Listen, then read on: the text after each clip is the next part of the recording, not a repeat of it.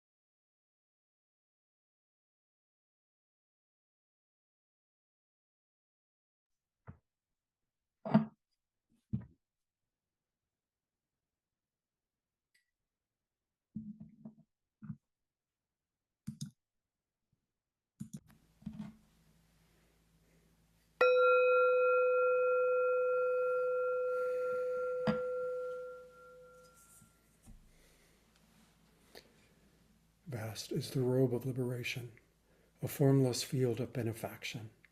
Wearing the universal teaching, I realize the one true nature, thus harmonizing all being. Vast is the robe of liberation, a formless field of benefaction.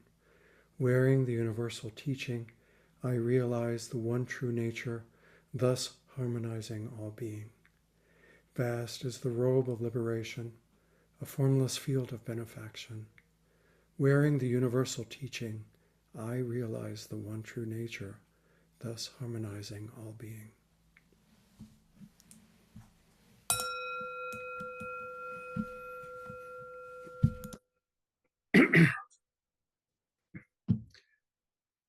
Well, again, thank you so much for being here today.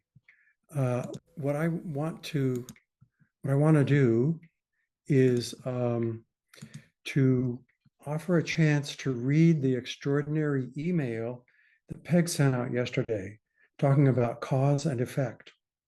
And I believe that everyone who is here today is probably on the Appamada mailing list and probably has access to that email.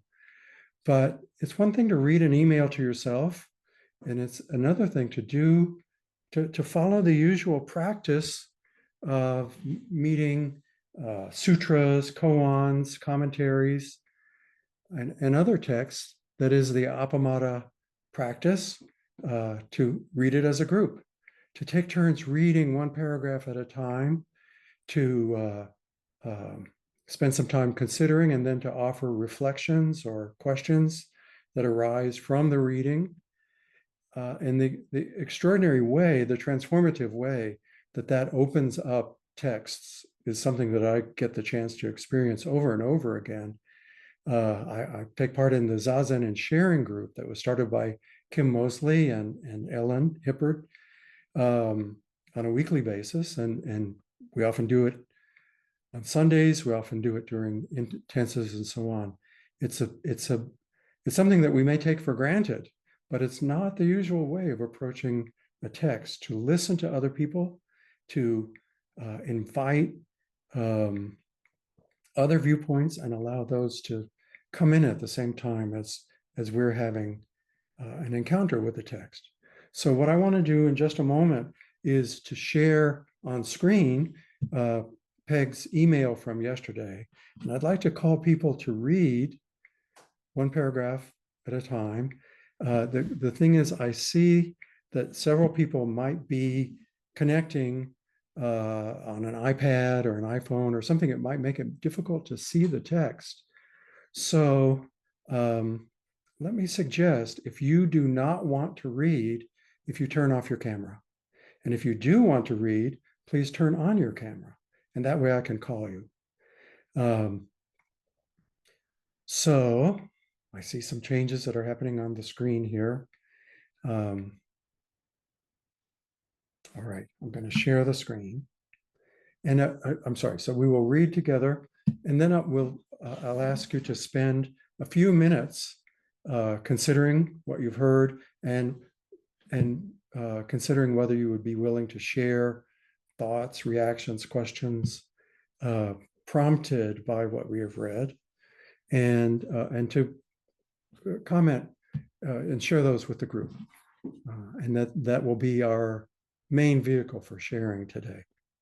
And then afterwards, I will share another little quote from Ehi Koso Hotsu Ganmon, the chant for invoking the spirit of Dogen, where he talks about causes and effects too. All right, well, I'm going to put it up on the screen now. Pretty long. There are many paragraphs here to share. So Jessica, I'm probably going to lose track of who has read. So if you can help me later, that would be wonderful. Jessica, would you read the greeting and the first paragraph? Sure. Joel, could we bump up the font a little bit bigger? Okay. Zoom 125% over there on the top left. Maybe just make it 150 or 200. Okay. How about that? That's better. Thank you. Okay. From Peg Syverson's email to the Appamada list of the 5th of May, 2025. Dear Sangha, today I was reflecting on this thought. The corollary to the Buddha's teaching on cause and effect is the surprising realization that nothing has a singular cause. Every so-called effect has incalculable causes across space and time. Even the so-called effect is not itself singular, but also incalculable effects across space and time. It is the exact opposite of a linear, deterministic view of cause and effect, and it renders the question of whether there is such a thing as free will moot. Who knows how much energy and time has been utterly, stupidly wasted on this non-issue? Mary, could you read next? You are muted, Mary. I'm sorry.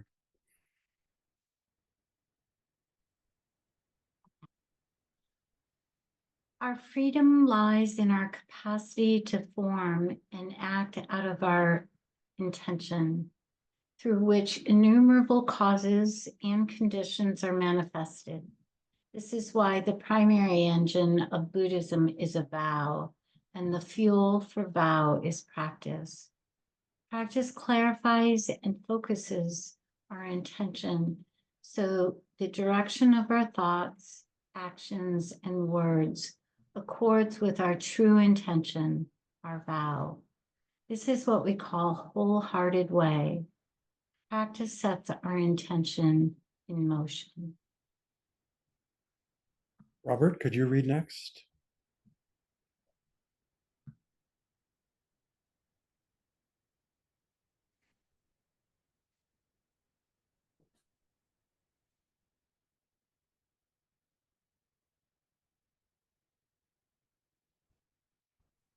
Okay. For further study of cause and effect, also known as dependent origination, as the Buddha truly taught it, see Joanna Macy's superb book, Mutual Causality in Buddhism and General Systems Theory.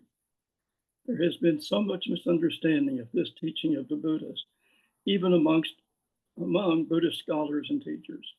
Yet it is the deepest and most profound realization of the Buddha's enlightenment. It is truly a revolutionary teaching. Revolutionary then, and just as revolutionary today. It is so profound, subtle, and deep that the Buddha himself despaired of teaching it. Ultimately, he decided to first share the Four Noble Truths, so much easier to grasp as the intro class when he rejoined his former companions. Manuel, could you read the next paragraph? But the operations of cause and effect are constantly at work in our lives and our minds, in our reasoning about situations, in our thoughts, stories, decisions, actions, and words. When we say something is wrong or unfair or even illegal, what we generally mean is, this violates my core beliefs about cause and effect. Leslie, would you read the next paragraph? We, we are organized and driven by our understanding of cause and effect. Our relationships and interactions are conditioned by those beliefs, social norms, and public policies. Our agreements founded on those beliefs. They depend on assumptions about cause and effect, laws, rules, agencies, governments. Everything we think of as civilization has been constructed on our naive faith and simplistic beliefs about cause and effect. Francis, may I ask you to read the next one?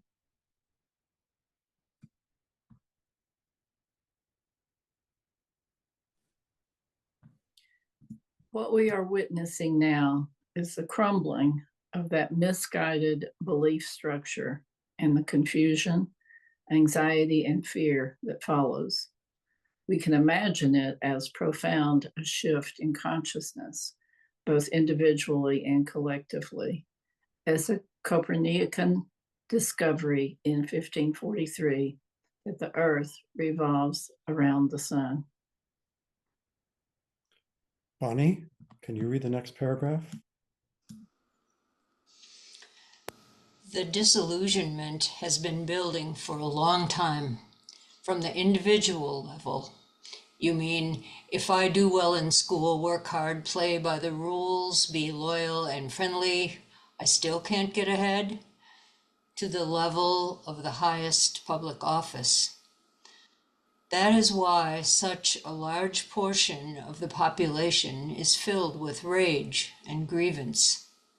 Institutions have failed because, without exception, they promote a dogma of simple cause and effect. Churches, banks, schools, sports, law, government, even sciences operate on that belief system of simple causes and linear effects.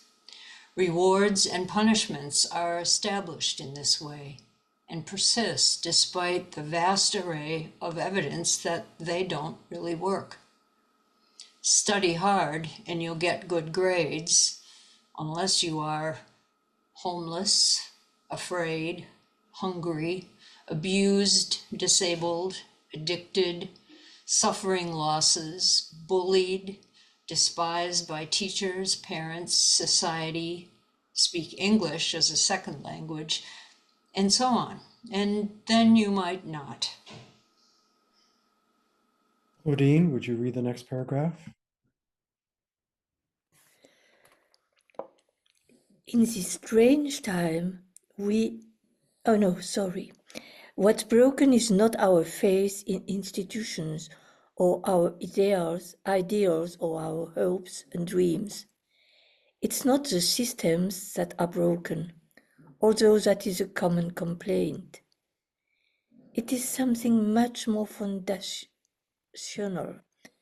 our bewilderment that nothing seems to work the way it is supposed to. Lisa, could you read the next paragraph?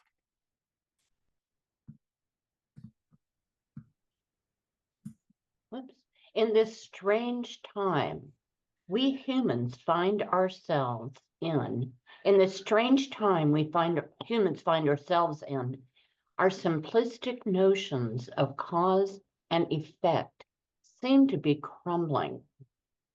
But in reality, the true nature of cause and effect is revealing itself as infinitely more complex than we have allowed ourselves to notice or imagine. So the Buddhist teachings are both more essential and more urgent than ever if we do not want to fall into, or worse yet, spread despair and hopelessness. The risks of contagion are great. Jessica, Lisa is the last person with the camera on that I can see on my screen. Stephanie, Are there- you want to read? Sure, thank you. We are powerful actors in creating causes and conditions for thriving in all circumstances. The Buddhist teachings reveal both the limitless potential of our vow and its conditioned expression among a great host of causes and conditions we do not control. But if we want a truly enlightened society, we must understand and act on these profound principles the Buddha first discovered and taught. The distinction is like the distinction between Newtonian physics, misguided but roughly satisfactory for basic situations in ordinary life, and quantum physics, which reveals much more of reality as it truly is in all of its mystery and wonder. And I will read the rest. As we travel through our day today, let's see if we can notice how many of our actions and interactions reflect a simplistic linear model of cause and effect. Then expand our awareness outward to all the causes and conditions at play in the situation, and the ripple outward of effects from every thought, word, and action you experience. You are witnessing the activity of what Longchenpa calls the creative intelligence of the universe, or pristine awareness. And then Peg closes with a quote from Longchenpa. All that is experienced in your own mind are the unique primary reality. They cannot be conceptualized according to the cause and effect systems of thought. Investigate your mind's real nature so that your pure and total presence will actually shine forth.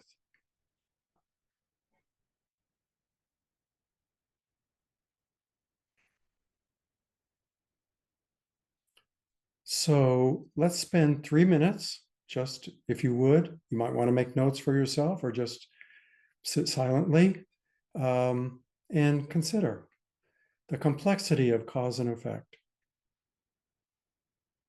the possibility of pure and total presence. What are the ethical dimensions of meeting the world that we live in a completely open way and not just clinging to our naive beliefs of cause and effect? So I'll ring a bell at the end.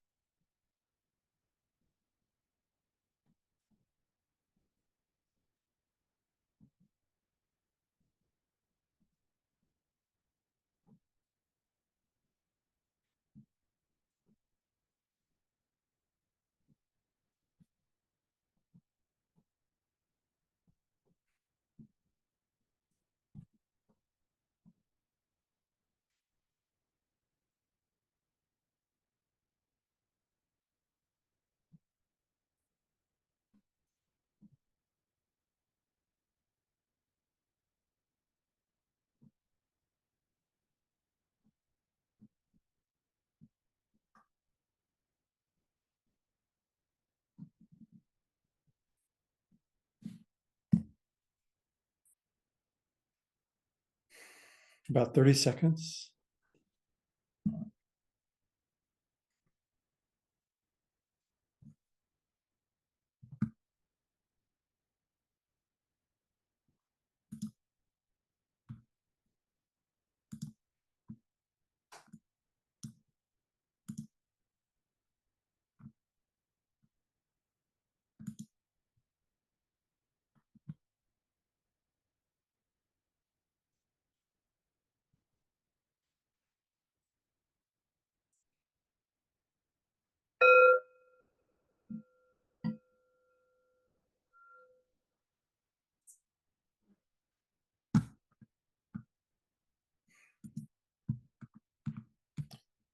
So that I can see everybody on screen, I'd like to stop sharing is there anybody that needs to go back and look at any part of what we were sharing before?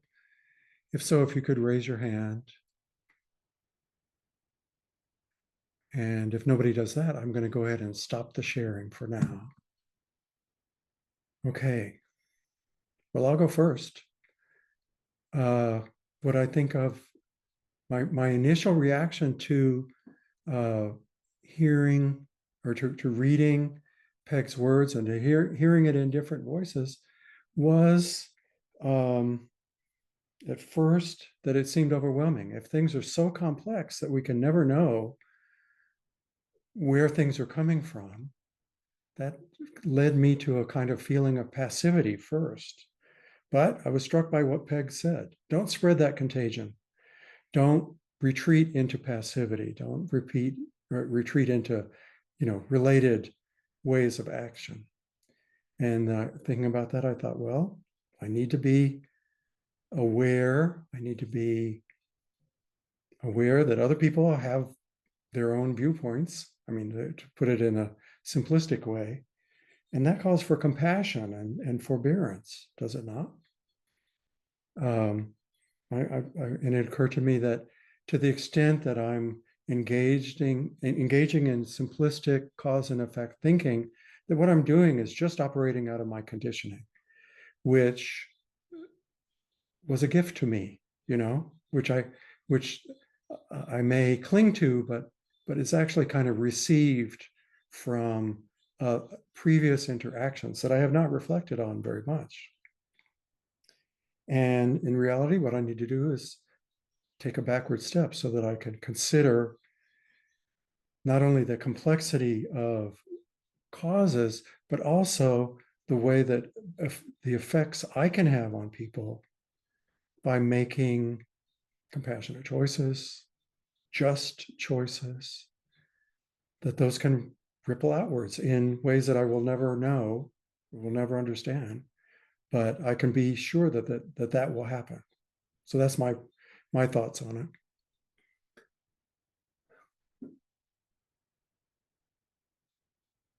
I see Claudine's hand. Yes, I just wanted to say, I took a practical example, but I didn't want to take an example of modern time. So I took an example of Hitler and Germany. And I was a teacher in history, so it was very easy for me to find causes and effects and so on. And to be very angry at the effects and the suffering that was caused and the bad people and so on.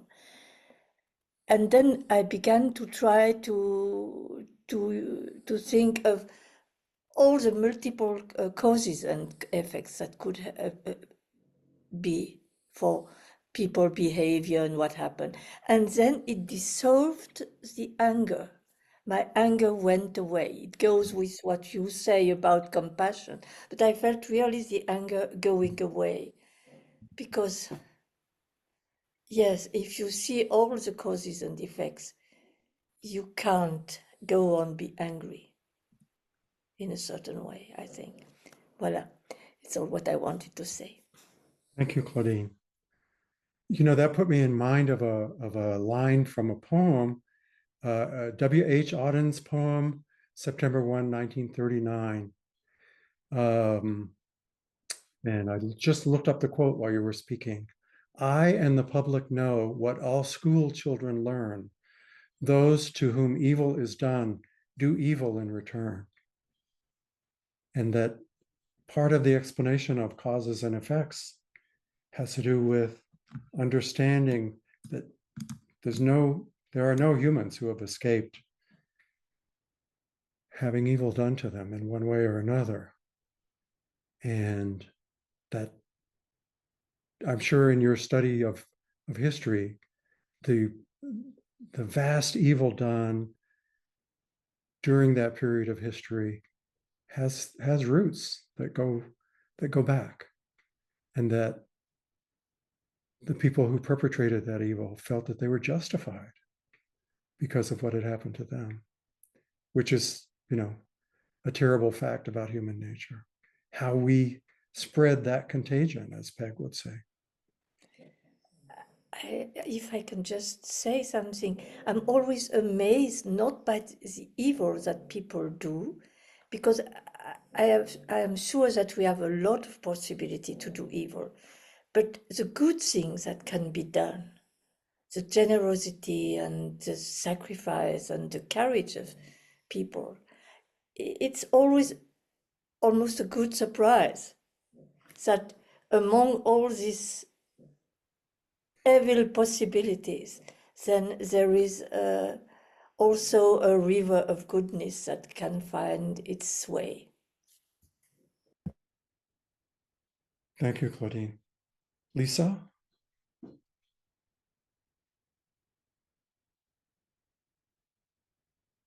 So I kind of worked backwards. I thought about all the myriad things that are coming forward right now in myself and in the world. And that seemed really overwhelming. It's kind of like fireflies. If you've ever been out on a night where there's a lot of fireflies and you look and there's another one blinking and another one blinking and another one blinking. And I mean, it's kind of infinite. You can keep going, theoretically. And, wanting to hold on to those fireflies. But then I tried to be more concrete and practical. So I just thought of a very simple example based on an action I took this morning, which was going out to water the kiwi in front of my home. And that's a simple action, right? But everything begins with what we mostly think of as a simple action, cause and effect. The plant needs water, I water it. Well, what if the world were that simple? I mean, what if the world were just full of plants that need to be watered? That's all you had to do, turn the water off, retrain the hose, put it away. The end of it. Oh, that's so easy. You can explain it to a kid. But then if I started thinking in terms of there's no singular effect, I can say, well, I watered the plant because it was thirsty. I watered the plant because I made that commitment. I'm on a schedule. Also, I'm the one who has a hose and I have a spigot, nearby. And then not only that, but the weather is dry right now. If the weather weren't dry, I wouldn't need to water that plant. So it kind of went on and on. It doesn't matter what it is, you can keep building. You can keep building. Imagine if you had a whole day, because isn't it that like Indra's net in a way, where every intersection, creates new possibilities. So that's kind of how I literally experience it. And honestly, I think a lot of the time we have to act out of simple cause and effect to save our sanity. But also, for me, it's so important to be aware of the fact that nothing has a singular effect. But then I will say for me, there's the frustration, the community I live in, it's like other people don't see it that way. For most of the community I'm in, this happened because you did that. So that can end up feeling rather judgmental and punitive. So actually, Claudine, in relation to what you said, it's like, the whole perception of multiple causes. Yeah, it's much less judgmental. than some simple cause and effects belief. You did this to me, and now I'm going to be mad at you forever. That's it. Thanks, Lisa. So we have about 13 minutes left. I would like to share one other reading. It's about a page long, or maybe more if I increase the font size. But it's a quote from the Soto Zen chant, which I've always thought as being by Dogen, but in fact, it's an invocation of Dogen's spirit of practice.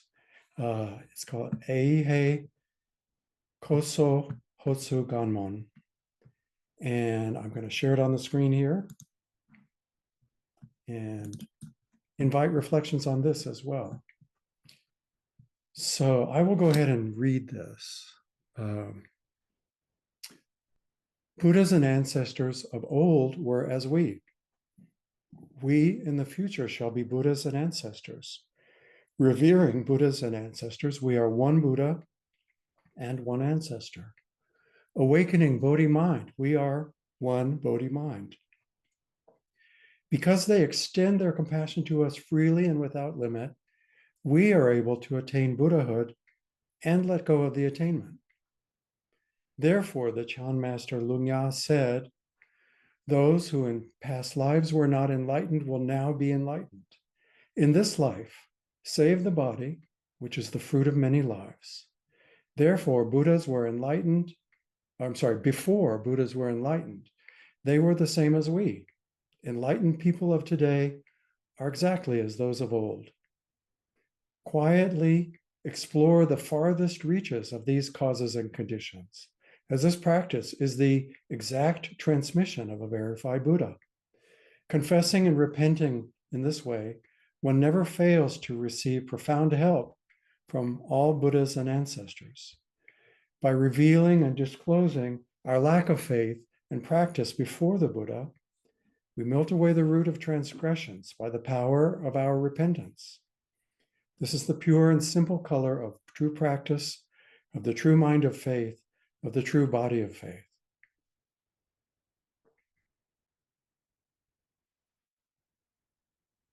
So we're talking about causes and effects before. And again, this is just something that to me seems to open up a more hopeful framework for considering the potential effects we can have in our lives. That we save this body, which is the fruit of many lives. I'm thinking of, that we are genetically the inheritance of all our ancestors. And culturally, we embody and act out of what our culture brings to us and what we can embrace, what we can react against, and how we can, through a spirit of connection, make the right choices.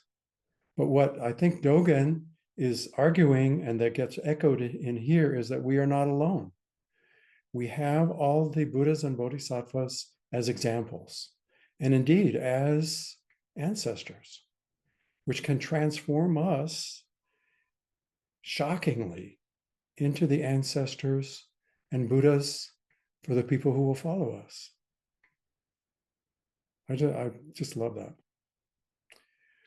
So I welcome any further thoughts on that. If you have anything that you'd like to share, and I'm going to stop sharing this right now. It's in our chant book, and well, I can't tell you the page now. I've closed the chant book, so I can't tell you what page to look at. But it's Eihei Koso Hotsu Ganmon.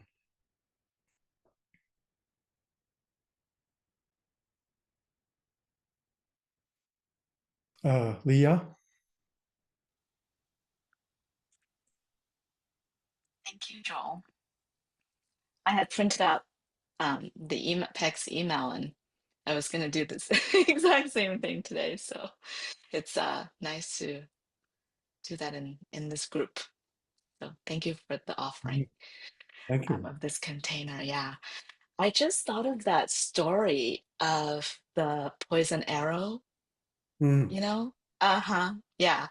Um, the man was shot by the poison arrow, and instead of allowing the doctor to pull it out, he said, I need to know who shot me and what was his castle, or I can't remember all the questions, what kind of poison, what kind of bow.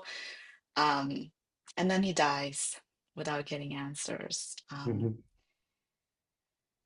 And that story was confusing to me for a long time until, because I'm a systems thinker, and you can kind of get caught up at wanting to know and figure it out. And it feels like the answer will come from that. Uh, but I, as every time I examine this, um, it feels like the answer is much simpler. There's Daka and there's Dhamma. Anything else is just almost too complicated for me. So, yeah, it's just coming up from that's what arose in me today. Yeah, So, thank you. yeah, it does seem like a kind of a countervailing story. It's like, no, just act, Mhm, but mhm, if you act without considering the inherent complexity of things, mhm. you may be led astray by your conditioning rather than forward by your vow. And so this is another complexity on top of the other one. But that is Yeah. a very powerful story, which again, as I was saying, my reaction was thinking of the possibly overwhelming complexity of everything, and that leads me to a kind of withdrawal or passivity. And the Buddha's advice Mm, is, come on, pay yeah. attention to the doctor, pay attention to what Yeah. you can do, that and be motivated by compassion and connection, and Mhm. that will be better. Now, will it always immediately be better? Would it always be better 1,000 years from now? Can't say. But it is better to have the arrow taken out. Yeah. And the bodhicitta Right. being awakened in Being aware. us. Thank you. Yeah. Thank you. Thank you. Mm. Jessica. Probably not surprisingly, I thought about loving presence. Mm. Um, You work with sometimes, I understand. well, because I think that the instantaneousness that this chant is referring to uh, happens in the field of loving presence. That's how my mind understands it anyway. Buddhas and ancestors of old are we. It's all present. And I think that that's also part of, one time Peg said to me, well, time is not linear. And I just went, like, it just blew my mind to hear that for the first time. And so I feel for my practice, when I remember to practice loving presence, when I remember to look at someone else and see how they are an inspiration, or when I remember to appreciate and offer gratitude, the field shifts and everyone is awake. Awakeness is happening. Mm-hmm. I'm sorry for all the gerunding, but I don't know how else to do it without INGs. So, um, yeah, and I just really enjoyed everything that everyone has said. Thinking about the fireflies, Lisa, Mm. and the watering of the plants, and thinking about like when we water, that also creates rain, and so maybe the action is just inviting a certain field or way of being. Anyway, that's enough. Thank you. I have a feeling that Peg is going to continue speaking of this matter, and will make it even more concrete, more actionable for us. And I'm looking forward to that. Leslie, and thanks, Jessica. And Leslie. I know we're almost out of time, but what keeps coming up for me is that something I've been working on for a long time, which is trusting that the universe has intelligence, and that whatever all these causes are, the universe is going to bring them to its own conclusion, and that I'm not in control of that conclusion, and I'm not going to, change the direction of all of that, whether it's climate change or whether it's did I study for the exam, um, and to kind of, I think that the freedom comes in understanding that and sort of accepting or meeting things as they are, which is what I keep hearing here, because I'm not going to probably change a lot of them. I can make some changes, some small changes in my life, but basically I need to know that if I fail that exam because even if I studied hard for it, it just was too much for me or whatever it was, I just have to meet that as it is. And my freedom comes from not having expectations that I'm in charge. We have this thing at our house we call our rules for the world. Leslie's rules for the world. And everyone, the world should follow those rules, right? And to your point, Joel, it's coming out of my conditioning, directly out of there. And my rules for the world are different than your rules and different than everybody else's rules. But if you break my rules for the world, I'm probably going to have a reaction to it.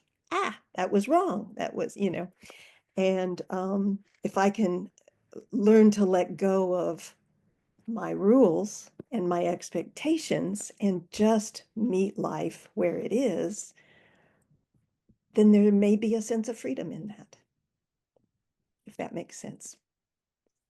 So thank you for this. I know it's time to go. Leslie, thank you. So, that was a perfect segue into our chanting of the 4 practice principles. Would you lead us in saying that? You know what I'm saying? Me? Yeah. Yes. Start me. Caught in the self-centered dream. Caught. Everybody ready? Caught in the self-centered dream, only suffering. Now got me nervous, Joel. I'm So sorry. Holding to self-centered thoughts, exactly the dream. Each moment, life as it is, the only teacher, being just this moment, compassion's way. more times. In the self-centered dream, only suffering. Holding to self-centered thoughts, exactly the dream. Each moment, life as it is, the only teacher, being just this moment, compassion's way. Caught in the self-centered dream, only suffering. Holding to self-centered thoughts, exactly the dream. Each moment, life as it is, the only teacher, being just this moment, compassion's way.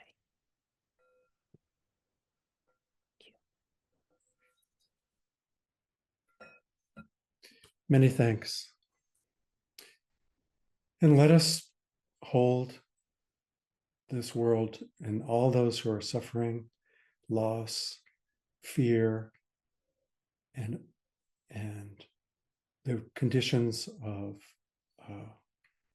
violence that they are experiencing in thought, word, or deed. Let us hold them and carry that forward today.